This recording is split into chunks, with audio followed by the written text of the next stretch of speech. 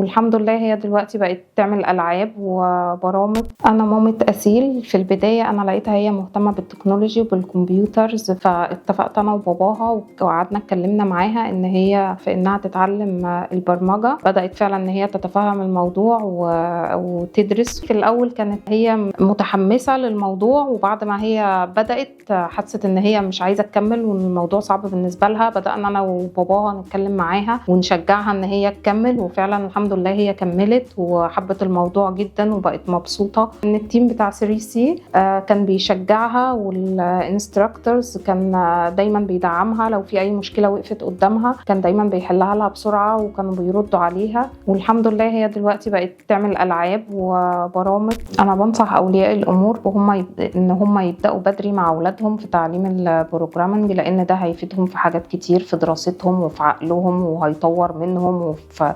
إمكانياتهم.